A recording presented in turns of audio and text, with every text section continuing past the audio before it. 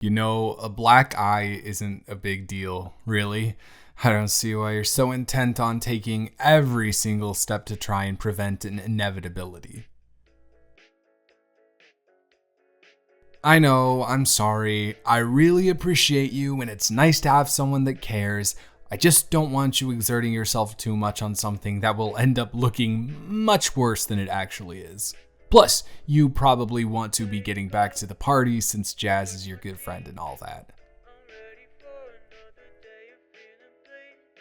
I guess she is having the whole close friends bowling thing that we're both going to tomorrow, but you really don't have to stay here with me.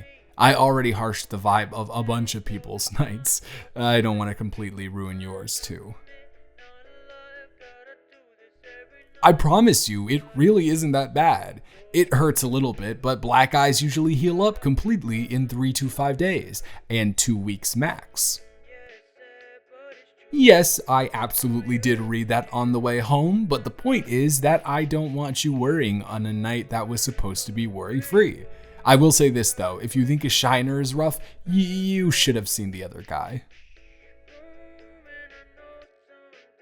Ooh, I single-handedly talked myself into this one, and I'm not going to be able to get out of it, am I? And I for sure have to tell you who it was. That's true, Jazz cannot keep a secret for the life of her. It was Paxton. Yes, it was your ex, Paxton. I asked Jazz why he was there, and she didn't know, and asked me if I could get him to leave. I came up to him very calmly, and classic Paxton, he started really laying into me. He said something that really didn't sit well, and a switch inside me just flipped, and I pummeled him into oblivion. The only shot that he landed gave me the black eye, but I'm pretty sure he has a cut on his face that's going to scar him forever. Not to go all toxic masculinity, you know I tried to avoid that, but I definitely won. Ricky had to literally drag him out of the building, and I walked out on my own with you. So you tell me who ended up in a better position.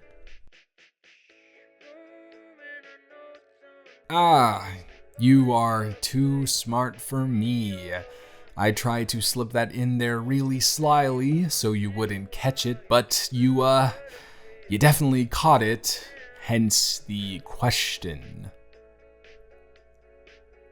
I am stalling, yeah. Are you sure you want to hear it? Because it could potentially lead to both the two of us feeling not great for the night and a conversation that I don't exactly feel ready to engage in yet. Okay, sure. Do you want me to go through the entire conversation or just the line that got me to punch him? It wouldn't be you if you didn't want to make this as painstaking as possible. All right. So it was him, Trev, and Ricky all in a corner of the room smoking. I approached them and told him that he had to go. He looked at me and did some of the usual, calling me a bitch and saying that I had no spine and telling me Jasmine could kiss his ass. I think at that point, Trev and Ricky could tell this was going to go downhill, so they left, and Pax just kept going. But it was more malicious than his usual shit. He told me that no matter how many girls I surrounded myself with as friends, I would never be able to find someone who would be interested in me romantically. He told me the only people who enjoyed being around me at school did because it was so funny to laugh at how stupid I was. He told me that no matter how hard I tried, I could never hold a candle to him. No, none of that set me off. Over the past year, kinda since you broke up with him, people have realized how much of a dirtbag he is, and while that would have affected me a couple years ago, I have a community of friends around me that I know value me for who I am and who I plan on being friends with even after we all get out of here. All I saw was a guy who was a former shell of himself, and he's not even in college yet, which is pretty pathetic. He started talking about you. Listen, before I continue, I need you to understand, as corny as this may sound, I know we don't like to sound corny, but this is really serious. If we continue down this path, this night is going to take a turn, and I have no idea whether you'll be happy with the direction it goes down. Okay? Okay. I know you said you want to hear everything, but are you sure? Because some of this is very rough, and you were close to him at a certain point in your life. Alright. He started off simple by just calling you names like slut or whore, which I know isn't true, so it didn't bother me as much, although I did start getting irked then. Then he told me about how much I had no shot, which also didn't bother me. And then he started going off the deep end completely. He started vividly describing the intercourse that you two had through a very disgusting and grotesque lens. I won't get into it that much because even though you said it was okay, I don't know if I can even say it out loud. He called you his own personal rag doll and described you as if you didn't have any agency whatsoever.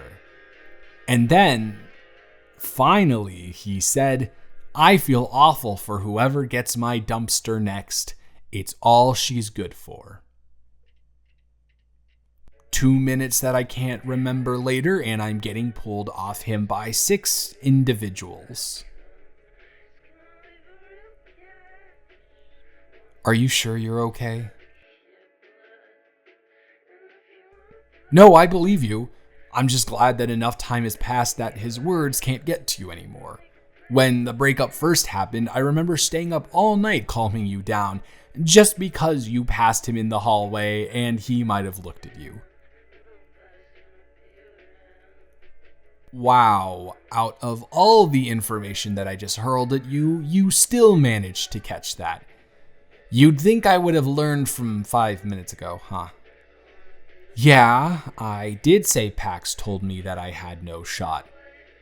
What about it? No, he wasn't joking. There's no way that you can really be this dense. I'm sorry, I'm not trying to offend you at all. Being the way that you are is exactly why every guy falls for you.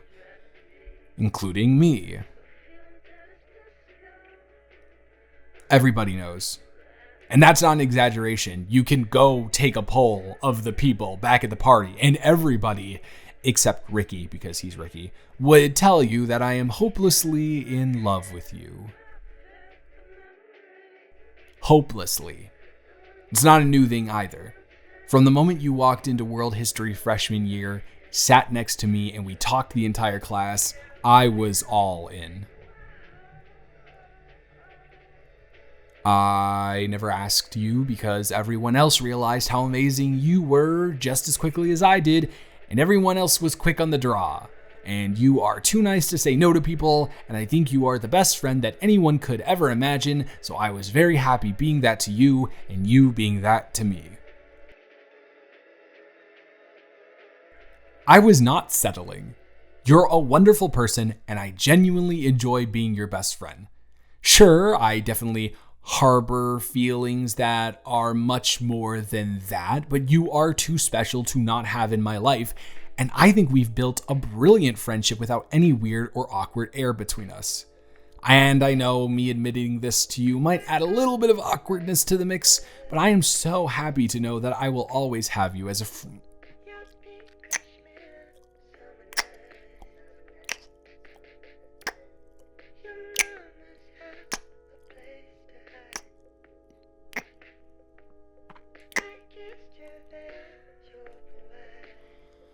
That is not what I was expecting at all. Nah. There is no way you've liked me since we've met.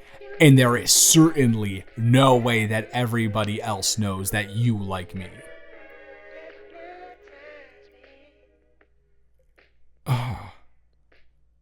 So, I guess right back at you. Why did you never ask me out? You know, I would usually call you out on your bull, but that is the exact same reason I gave you, so I believe you. We could still be best friends, you know? Just best friends who are in love with each other and dating. I mean, think about it. We know each other inside and out at this point in our lives, and I think that would give us a really healthy dynamic to start off with as a couple. Okay, fine, I'll shut up.